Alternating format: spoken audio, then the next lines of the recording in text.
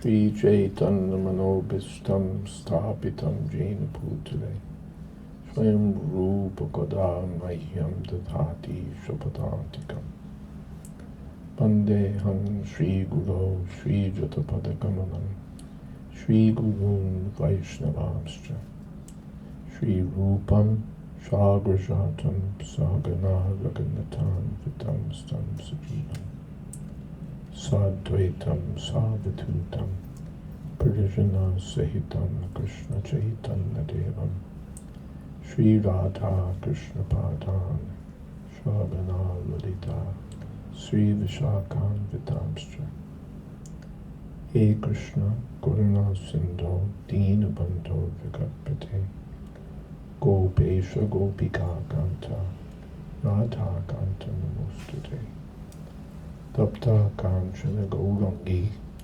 Radhe Vrindavaneshwari Prashabhanu Sute Devi Pranamami Hari Priye Vanchako Patarubhyascha Kripa Sindhu Pyevacha Patitanam Pavanebhyo Vaishnavebhyo Namo Shri Krishna Chaitanya Prabhu Nityananda Shri Advaita Gadadhar Shri Vasari Gaur Bhaktivinoda Hare Krishna Krishna Krishna Hare Hare Hare Ram Ram Hare Hare.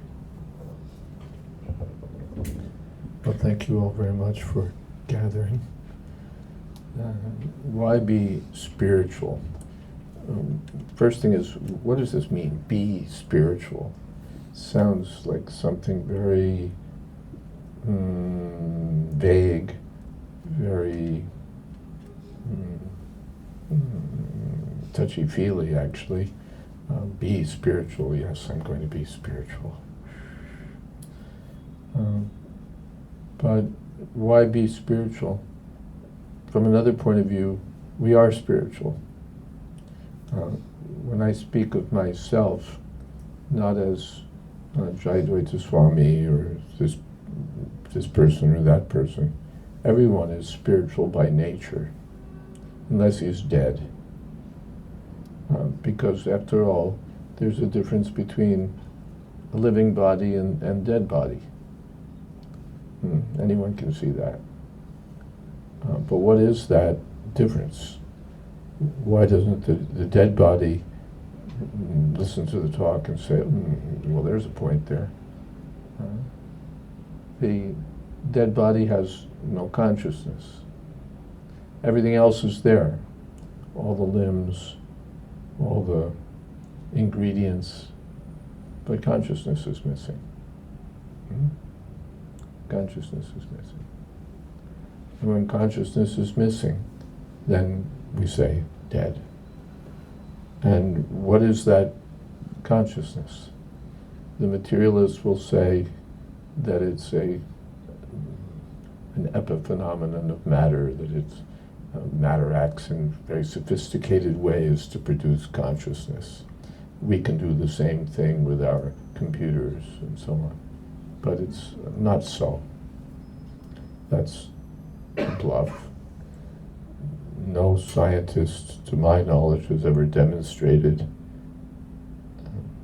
how consciousness arises from matter. Has anyone seen any published papers or anything demonstrating how consciousness arises from matter? It's widely taught. It's widely assumed and just said, since we know that consciousness is merely an but has anyone demonstrated, yes, here's matter, and now all we do is ABC, and we have consciousness? No. Can talk a good game, but no one has actually shown such a thing.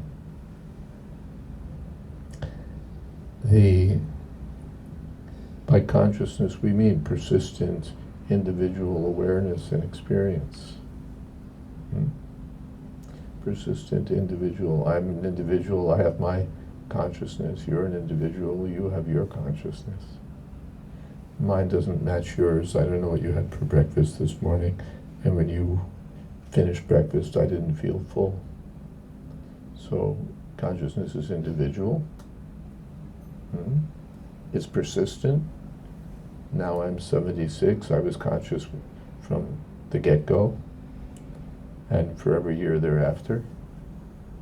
So it's individual, it's persistent, and there's experience. There's awareness. I remember when I was 10. I feel hunger, I feel satisfaction, I feel curiosity satisfied. So there's consciousness there, which is different from just the outward manifestations of consciousness. When I see a red light, there's an experience there. And yes, I can rig up a simple machine with a photosensor and a Raspberry Pi in the middle and an output machine. And when the red light appears, you'll get even a voice saying, "I see a red light." But there's no consciousness. There's no experience of a red light. So consciousness is the unique property of a living being. And when we say spirit, in Sanskrit that translates to Atma, and the Atma you can say is the spark of consciousness. The Atma is the spark of consciousness.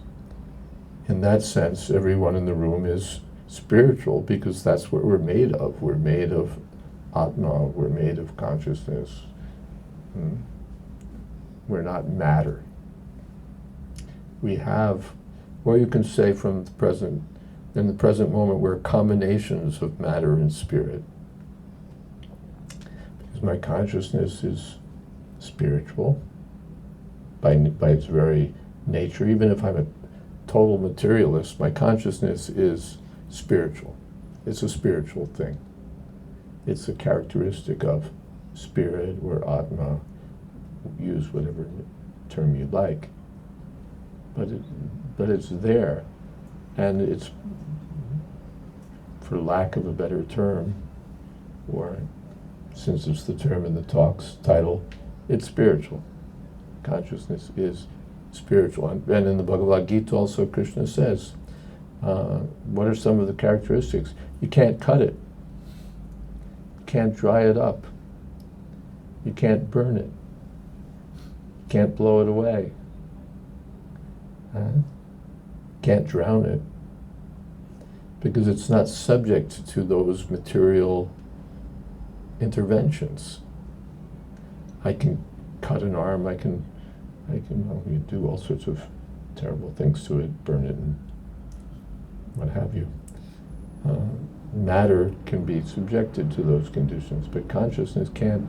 You can't put it on your slide, you can't look at it under the microscope, you can't detect it with electronic instruments. It's of a different nature. And so these two natures at the present moment constitute who we are. We're consciousness, but wrapped up in matter. Wrapped up in matter, housed in bodies made of ordinary matter, which you can cut, you can dry up, you can blow away, you can measure, you can observe. And the body is always changing. At one time I had a child's body, now I have an old man's body. I can't bring back the child body or the young man's body. It's gone. But the consciousness persists.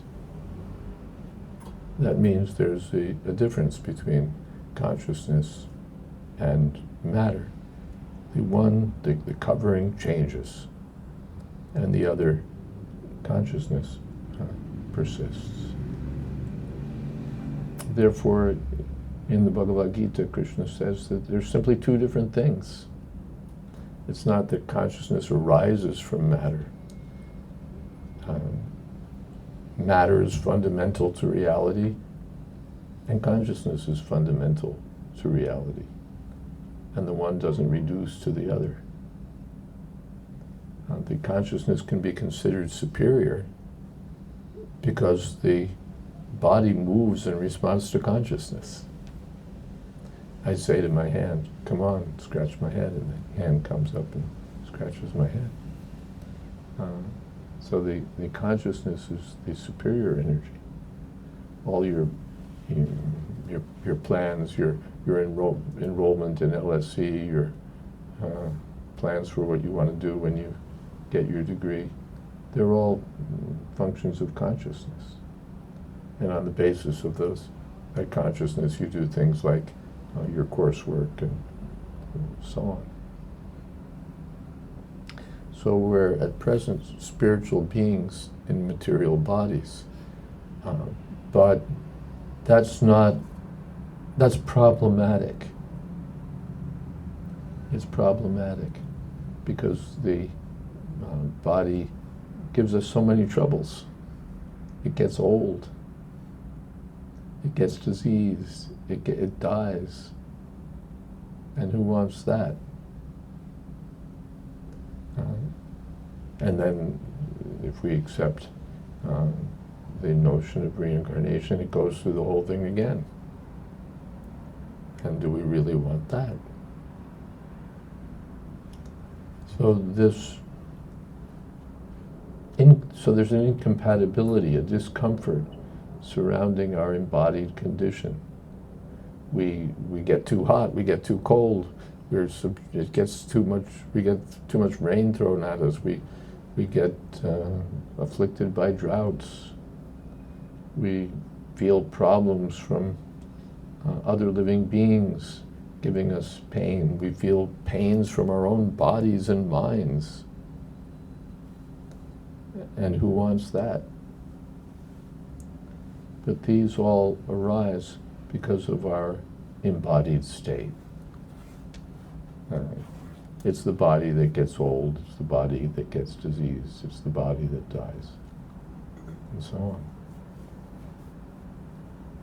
So the real challenge of human life is to understand our spiritual nature and to understand what to do about the difficulties of material existence. Not this difficulty or that difficulty, and not the fact that there's cancer or the fact that there's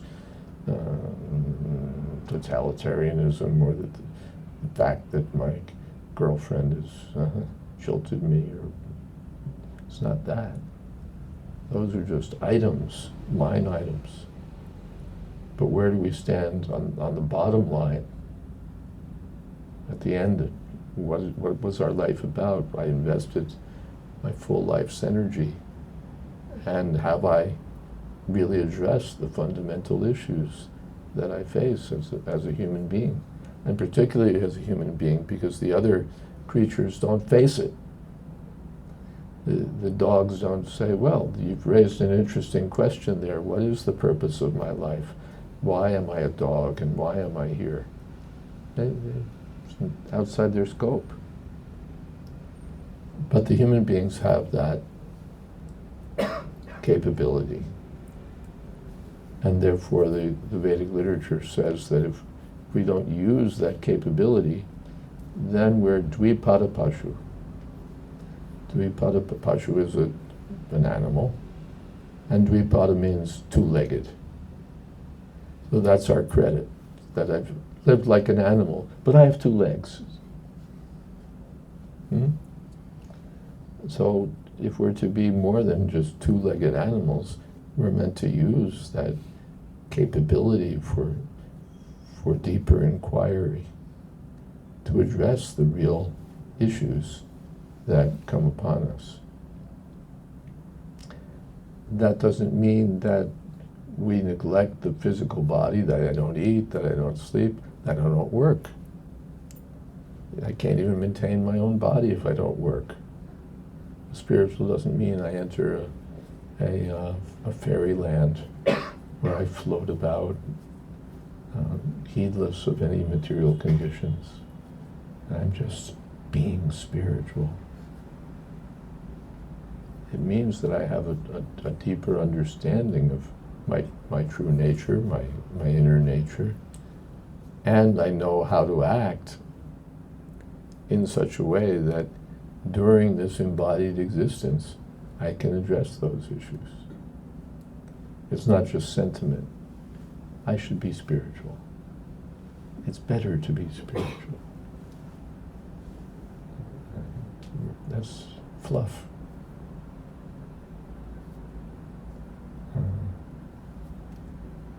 Meditate for 5 minutes a day and you'll be more spiritual. Cool. No. There should be some genuine understanding of how to act in such a way that I make spiritual progress, or progress in understanding who I am, where I come from,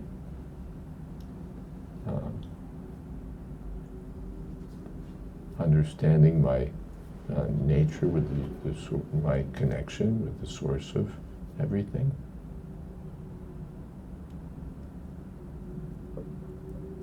So the Bhagavad Gita addresses all these things. Krishna never tells Arjuna, my dear Arjuna, you're spiritual, don't fight. You're not the body, you're the spirit within the body, so don't fight. Just go off to the forest and meditate. You have a duty, you're a military man, fight. But fight in Krishna consciousness, fight in consciousness of me, fight with spiritual understanding. That's being spiritual. When Arjuna's fighting on the battlefield, he's being spiritual. And when he's telling Krishna, my dear Krishna, I can't fight, better to go off and be a beggar, better to go off and meditate in the forest, he's being a nonsense. He's being just the opposite of spiritual. He's being a fool. So, by a careful understanding of Bhagavad Gita under proper guidance, one can understand all of these things. And then be genuinely spiritual, not just spiritual. Maybe that's what I wanted to say to start off, and might see if there's some questions.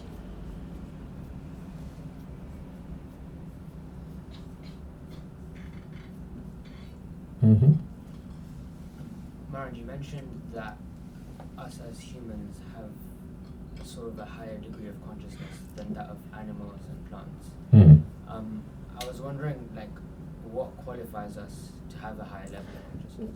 I said that as human beings we have a higher capability than animals and plants. What qualifies us for that?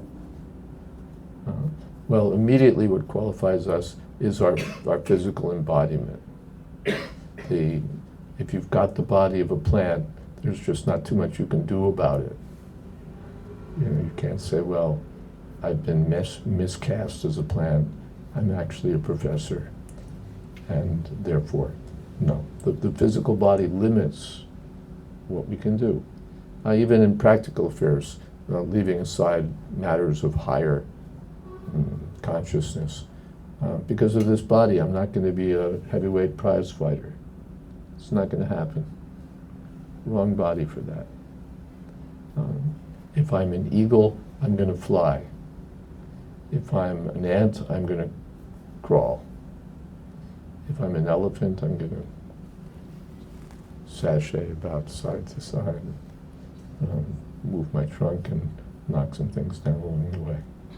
So according to the body, I'll have a certain set of capabilities.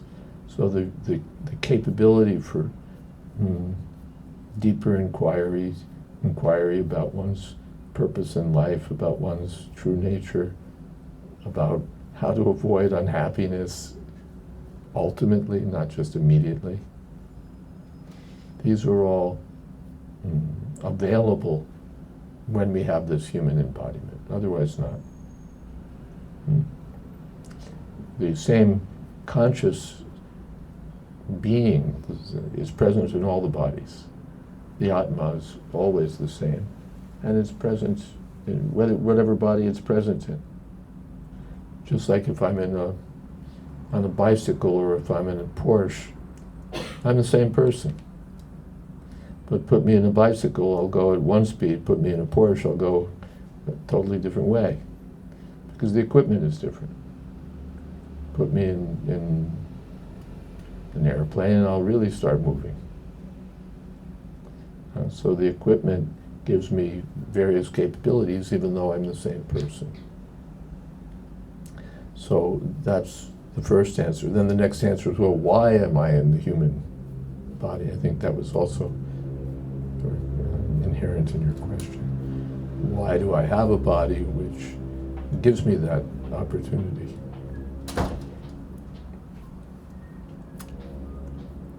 And one way to say it is, well, by good fortune. Another is that, according to the Puranas, we're gradually elevated from one lifetime to the next, to the next, to the next. Because as lower creatures, we always follow the laws of nature. We don't disobey them. You never see a tiger stealing oranges. And so we're gradually elevated till we get to the human life. Then, as human beings, we can use the human life for the human project, or we can use it for the same project that the animals use it for. To eat nicely, to sleep to our full satisfaction, to have sex as much as we like, and to guard against harm from others. If that's all we do, then again we're two-legged animals. And then in the next life, we may descend to the animal life. Hey, you got a human body and you used it to live as an animal. Why waste another human body on you? You're not going to use it. Right? So then, all right, take a lower body. Otherwise, if you took it seriously, maybe you didn't finish the project, but at least you began the project. Then, all right, take another human life and finish up the business. Otherwise, again, in this life, if I blow it, if I just use it for the animal project, then again I risk going down again and then having to work my way up. Is that okay? Yes? You mentioned that when it comes to spirituality, it's about not just kind of living in this airy-fairy world of feeling spiritual. When we often think of spirituality, that's often the way it's portrayed, it's often the way it's presented, it's something that's liberating, it's experiential, it's creative, it's treated as kind of an art in some sense. An art? An art. Yeah, rather than a science. Yeah. But your presentation indicates that it should be treated in a more scientific way. Yeah. So is spirituality an art or is it a science? It's spirituality. I talked about it as being something not airy-fairy, but more practical and so on. So is it more an art or is it more a science? There's both to it. It's not just art in the sense of taking some paint and throwing it against a canvas and saying, ooh. It's not that kind of art. There's a methodical kind of art. I had in my family, there was a friend who played violin in the New York Philharmonic and made his own violins. And there was an art to it, but it was also a science. He had an oscilloscope and all of that so that he could measure where this instrument was going that he was making. So there's an art to it, and but there's definitely a science. It's a practical thing. At the end, there has to be a violin. It has to have frets. It has to be playable. It has to produce the sound. But it's not just fill in the blanks. Even in mathematics, from what I understand, and I have no talent for it, but high-grade mathematics is perhaps the science, and yet mathematicians will recognize a certain aesthetic quality to high-grade mathematics. It's more than just fulfilling requirements for an equation. There's a beauty to it when you get to really excellent mathematical work. But it's got to work. The equations have to be satisfied. Otherwise, it looked really beautiful, but it failed.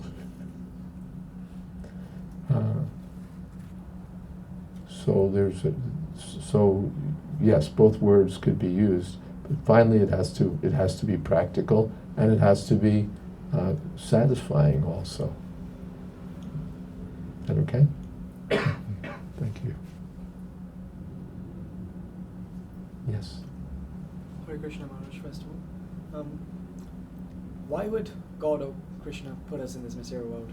Why would In the first place? God or Krishna put us in the material world? The answer given by the teachers is that because we insist on it.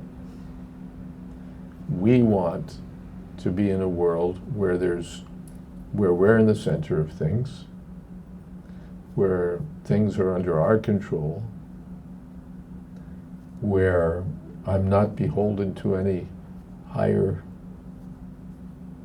authority or power, where we're independent.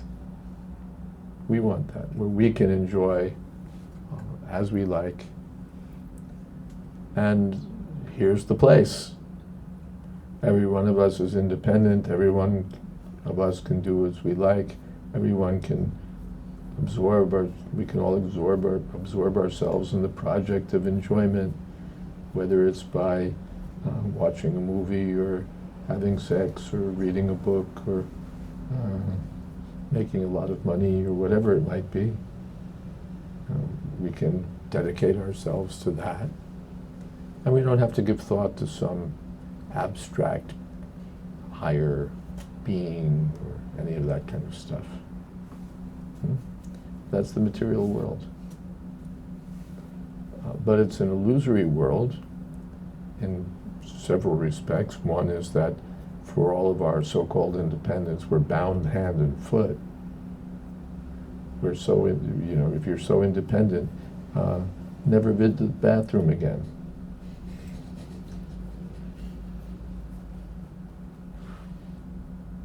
We're totally subservient to the laws of material nature. And we may claim that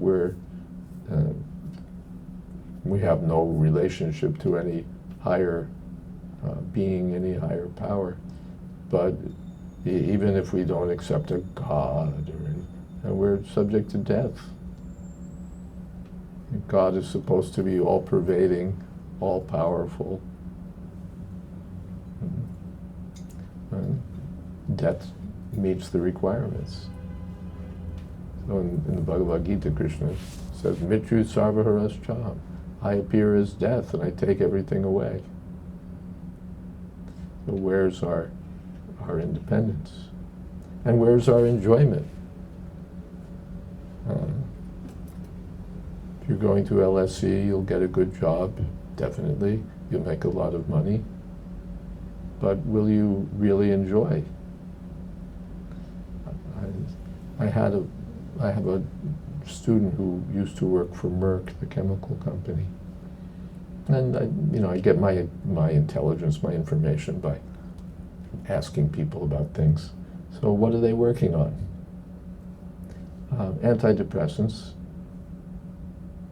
That's the focus of their research, not exclusively, but very much, because 20% of Americans, 1 out of 5, is clinically depressed. And that's the richest country in the world. Anything you want, you press a button and the next day it's on your desk. You don't have to worry about a whole batch of prudish old rules. You can do anything you want. And 1 out of 5 of us is clinically depressed. And the other 4 are just depressed.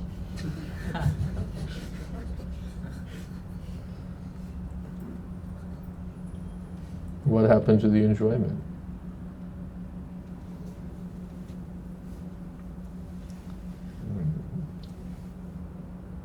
I sometimes move in circles where I'm connected with people who are very rich. And it's not, I can guarantee you, it's not that if you have big piles of money, you're going to have big piles of happiness. It doesn't work that way. So we're in it for the enjoyment, we're in it for the independence, we're in it for control, but we're under control, we have zero independence, and the enjoyment is spiritual, it's very airy-fairy. So it's just not the correct solution. It doesn't fit the circumstances. But as misled living beings, or illusion living beings, and how we get to be illusion living beings is a topic for another day, perhaps. Or at least it'll take a while. But in our present state of illusion, we're imagining that we can be something we're not. We are by nature spiritual beings. We do by nature have a connection with Krishna, or with God, or with the absolute truth. You can't just erase it by wishful thinking. But the mentality is like that. And there's Paradise Lost, John Milton. He has a line where Lucifer says, better to reign in hell, than serve in heaven. That's the mentality. I'd rather be the king of hell than a servant of God in heaven. Well, that'll bring you here. We can all reign in hell.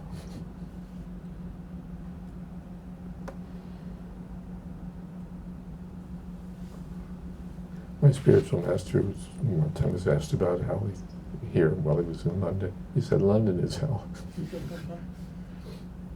No sun. Yes? Thank you for everything you said so far, Maharaj. I just had a question, I guess, following on from what you said. So, if the soul is such a ananda, so it's full of knowledge, right? Why? If it's full of? Knowledge. Wouldn't it have known that the best place, or the place with the most happiness, would have been with Krishna in the spiritual world? So why would it ever want to? If the soul is full of knowledge, wouldn't it know that the best place to be is with Krishna? Why would it come here? Avritam jnanam etena jnanino nityavairina. Our knowledge is there, but it's covered. Why is it covered? Because it's tiny. We're full of knowledge by nature. It's said that we're made of eternal knowledge. But it's tiny. Like a spark. A spark is made of fire. So why does it go out? Because it's tiny. And a big blazing fire doesn't get extinguished by a blast of wind or something like that. It's powerful. A little spark, gone, because of its tiny size. So we have the same nature of Krishna. Krishna is full of knowledge. We're full of knowledge. Krishna is blissful by nature. Our nature is to be blissful. Krishna is eternal. We're eternal by nature. But Krishna's fullness is infinite, and our fullness is infinitesimal. So we can be covered by illusion. Why? Because we have independence, and independence means that we can have our own desires as we like, and when that capability to desire is misplaced, when we misplace it, then we get covered.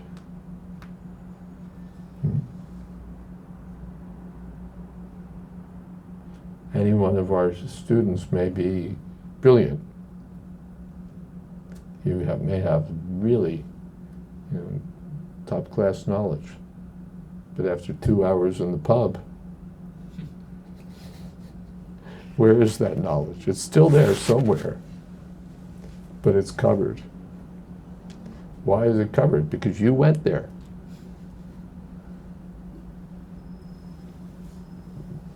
You could have gone, someplace else. But you decided to go there, and as a consequence, your very good knowledge is now covered. It works like that.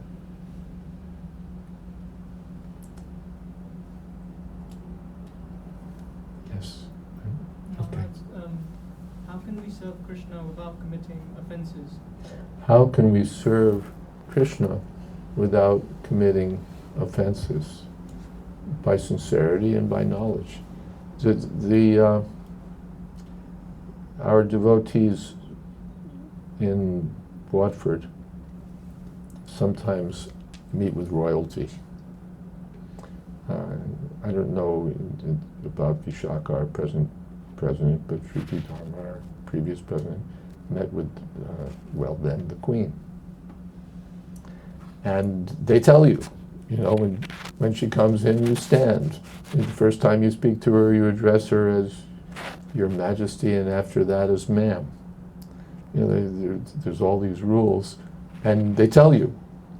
And if you know them, then you won't commit offenses. You won't call her sweetheart. You won't, whatever it is. So knowledge, and then sincerity. You want to act suitably for the occasion.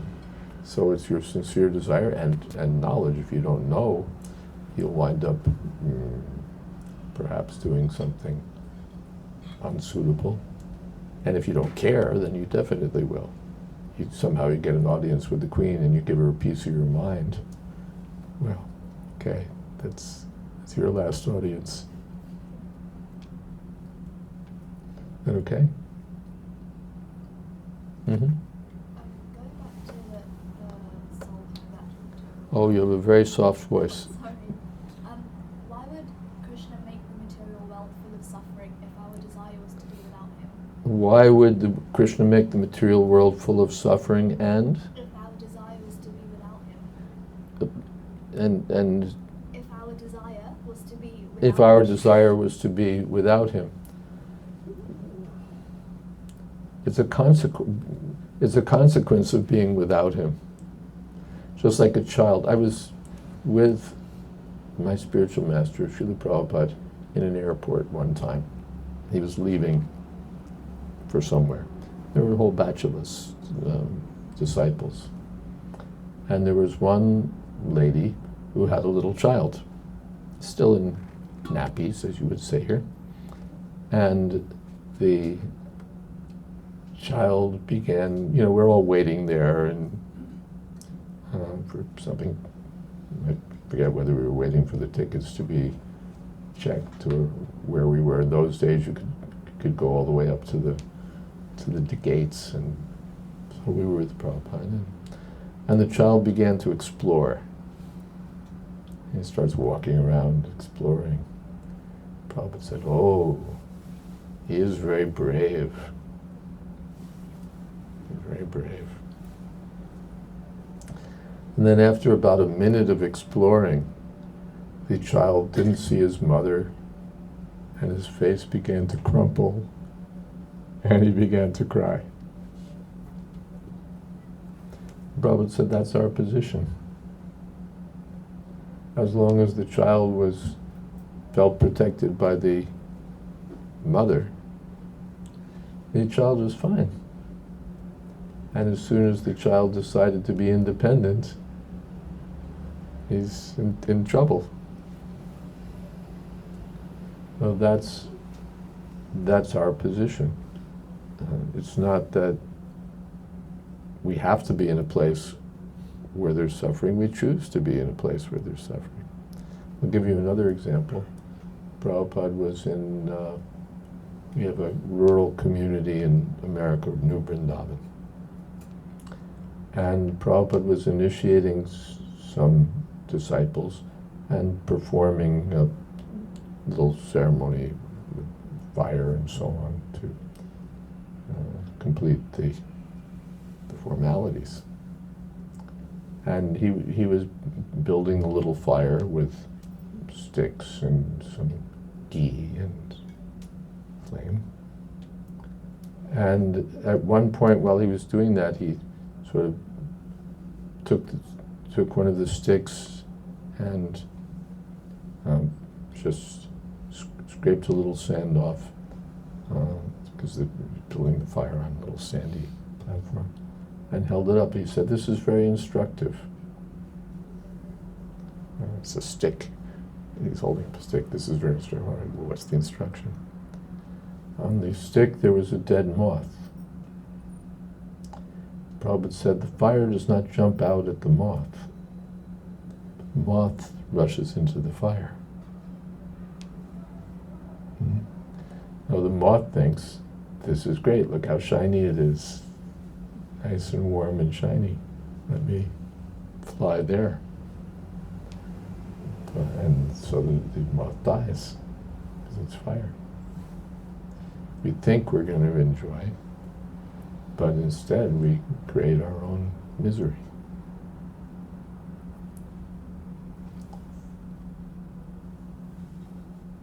Or we can use our independence the opposite way, and from misery we can come to our natural position of happiness.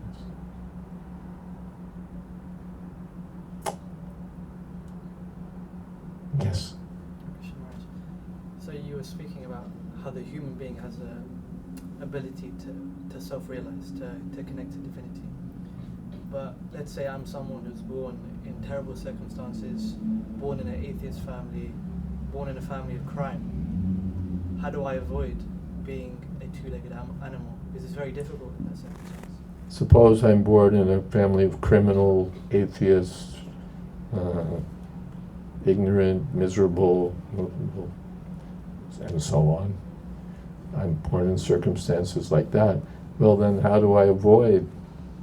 How do I become self-realized? Or I don't have the opportunity, right? That's the question. And there are two answers, or at least two thoughts that come to mind. First thing is, why are you in that family? Why did you take birth in a totalitarian, atheistic state with thoroughly materialistic parents, and or with no education, or whatever the circumstances are that we're listing as being blocks to spiritual? Why did I take that? On account of my previous activities and my previous desire. I dedicated myself to that kind of mentality, and so in the next life, here you're right at home. Welcome to the place where everything is matter, where there's no such thing as spirit, where God is some nonsense created by fools. I wanted it, I got it. This is the birth I bargained for. That's one answer.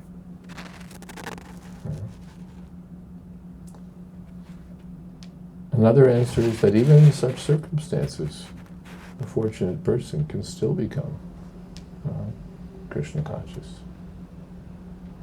And we've seen that practically in Russia and China and so on. somehow people from those backgrounds still get the opportunity.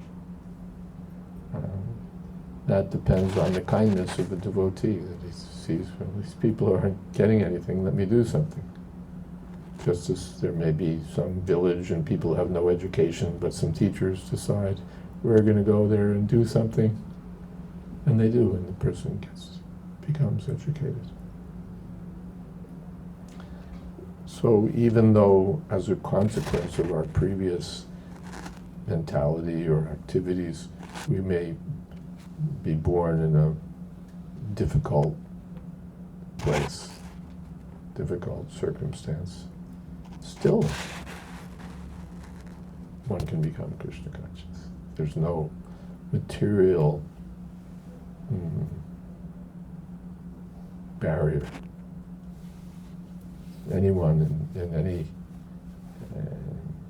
any human body can become, and even sometimes the animals become Krishna conscious without inquiry, without it, but somehow or other they come in touch with spiritual sound, they hear the mantra, they take prasad, maybe they even do some service. And there's famous stories about animals that have rendered service to Krishna. So in spite of the disadvantage of that birth, they can do it. So this kindness or listening to spiritual sound, is it random? Like I just walked past and I heard someone chanting the Hare Krishna mantra? Or Is it random, this receipt of kindness? I just walk down the street and I hear someone chanting the Hare Krishna mantra, I get a book or whatever. Is it just random? Again, there's more than one answer. One may be that on account of my previous activities, and that's mentioned in the Bhagavad Gita, that suppose I get 60% of my progress completed in this lifetime. It's not wiped out, so that in the next lifetime it said start from zero again. Materially, it's like that. You made £1 million in this life. Well, sorry, go back and start from zero in your next life. But spiritually, whatever credit we've accumulated is our permanent asset. So it may appear to be random, it may appear to be just happenstance, but no, there's a reason. You've gone this far, now you're getting the opportunity again to continue. We began it. From one point of view, we can explain, why are you all here and why is nobody else here? You must have had some previous credit. You must have pursued this in your previous life up to some extent. Now you're getting the opportunity to go further. And if you don't finish it in this life, wherever you end up, that becomes your starting place for the next life. And of course, therefore, arguably we should finish it. We've come this far, let's finish the job and not blow it again. So that's one answer, that it's not random, it's on account of our previous backgrounds. And another answer is that by the kindness of a devotee, it can be random also. Somebody with no credit, no past background, no nothing. The devotee just wants to be kind. And he says, here, I've got a mantra for you. I've got a book for you. I've got something for you. Just random. Just because the devotee wants to be kind, he distributes without consideration. Here, take it, just take it. Okay? Yes? You mentioned live like an animal, will come back as an animal. But does that mean, is that our free will or is that our karma to live that life as an animal? If we want to live as an animal, we'll come back as an animal. Is that our free will or is it our karma? Well, it's our free will to act in such and such a way, and then it's our karma. You acted this, like putting your hand in the fire. Out of free will, you put your hand in the fire, and out of karma, your hand gets burned. Is that like the karma from the last life? You know, that also, why did you put your hand in the fire?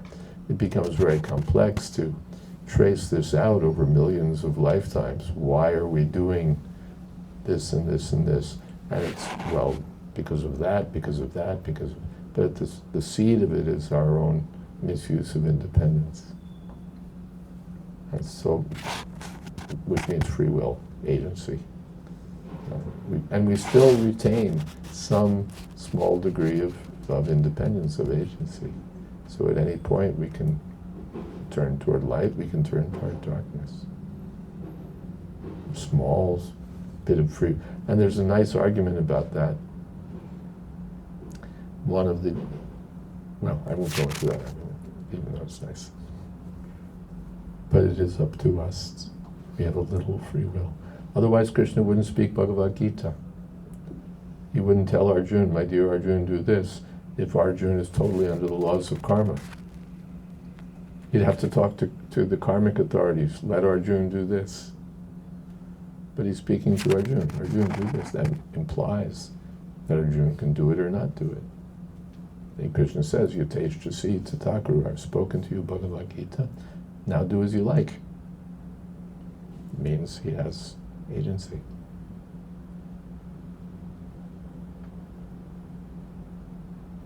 Yes? Thank you, Maharaj, for sharing so much wisdom. We kind of touched on free will, and kind of exercising it. But sometimes in today's society, it feels like free will is inhibited, and kind of we don't always act freely consciously. So what advice can you have for our students to be more conscious and be more aware of what we actually do? We have free will, but sometimes it seems that our free will is impeded. So what to do? Therefore, Krishna consciousness is there.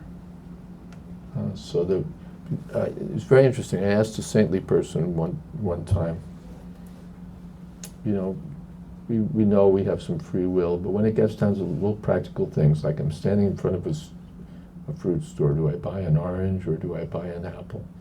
Is that really my free will, or is it because of my past karma? You're definitely just going to, you're destined to buy the apple? I asked him that question. And he gave an interesting answer. He said that your free will is proportionate to the qualities of nature that you've acquired. And nature is explained in Bhagavad Gita to have three qualities: the quality of goodness, the quality of passion, the quality of ignorance. If we're covered by the quality of ignorance, our free will is going to be at the minimum. Do you want to buy an apple or an orange? If I'm, dead drunk, free will hardly enters into the picture. Too covered. If one is in passion, then there's greater choice. But one's choice is going to be very much dictated by his passions. He knows that this is healthy, but this tastes good. He knows that if he gets into this relationship, the girl's husband may kill him. And still he does it.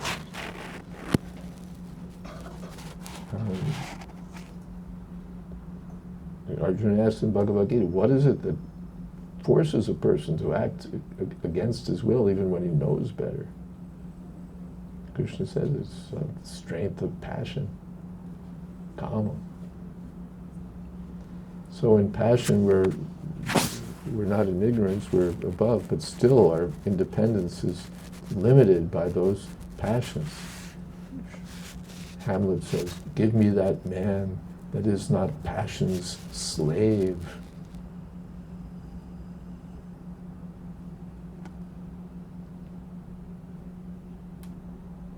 And when we come to goodness, then you have more freedom.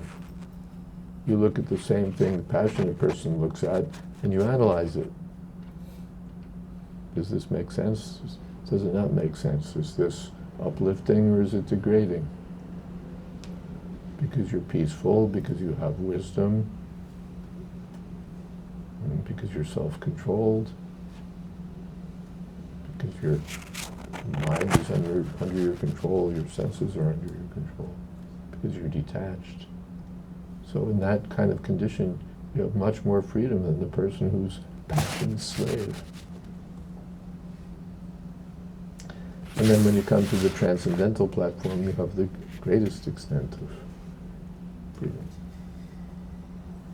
So Krishna tells Arjuna, Nistraigunyo Bhavarjuna, rise above these three qualities and come to the transcendental platform. So by chanting Hare Krishna, by hearing.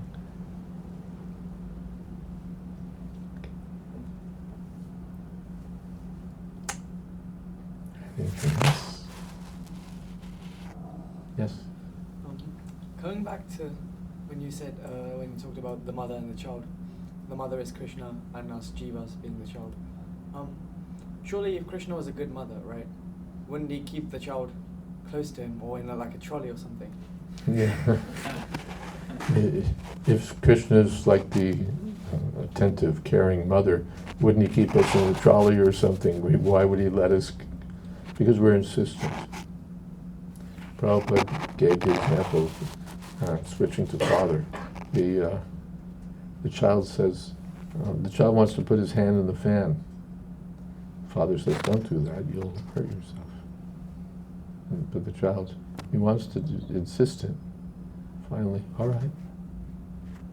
It's called learning the hard way.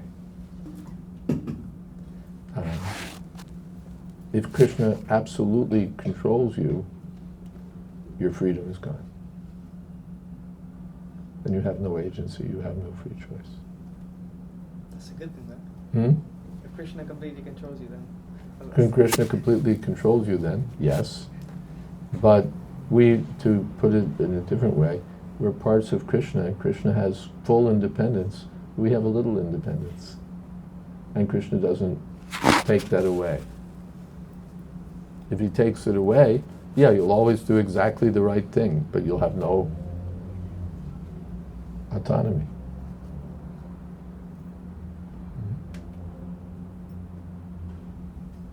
If you marry someone and somehow there's some law that requires that you have absolute love for her, that and could do it. I don't mean a British law, but some, then there'd be no freedom. The freedom comes from your voluntary devotion to your wife, So, is that all right? Thank you.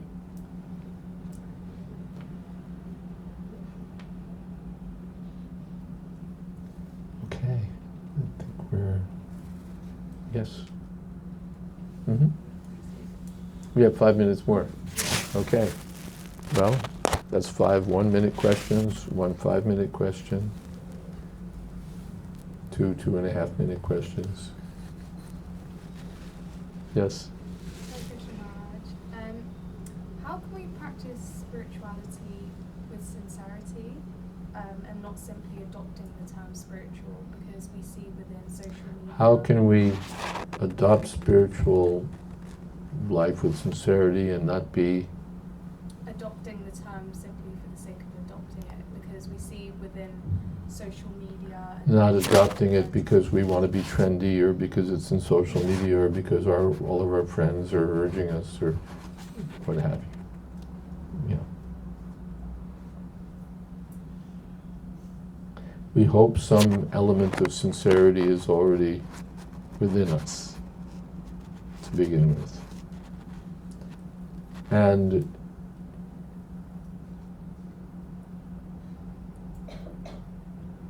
if we're sincere and we associate with spiritually minded persons, then our sincerity will grow. You can say that's peer pressure. Well, it's, what would you say? Good peer pressure, or it's good, not pressure, but it's the opportunity that we get by associating with Just like if you're sincere here at LSC, have you all come with some sincerity, whatever your motive, you want to get an education. And some of you think that maybe this is going to give me greater understanding of the world. Some of you think this is going to give me more bucks. Some of you are thinking it'll give me better standing in society. Some of you are thinking, I just want to know this.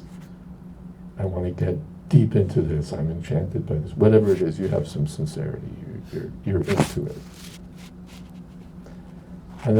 But then what do you have to do? If you can go on being sincere for the rest of your life, but if you enroll in LSC, you associate with the professors who offer this kind of knowledge, you associate with other students who are also serious about education, you'll learn. So much that it's not exactly peer pressure. Your professor's not a peer. And even the peers, it's up to you still. You can say, phooey on LSC, I'm going to go out and do something else. It's entirely up to you. But you came here because you were looking for something, and if you associate with those who are also sincerely looking for something, then it strengthens your resolve. So one is advised to associate with saintly persons. One is advised to associate with those who are practicing bhakti yoga. One is advised to look for a person who's very advanced in spiritual understanding, so that advancement will rub off on you, or you'll get understanding by which your sincerity will be nurtured. Is that okay? Good. And now we're 8 o'clock on the button. So thank you all very much.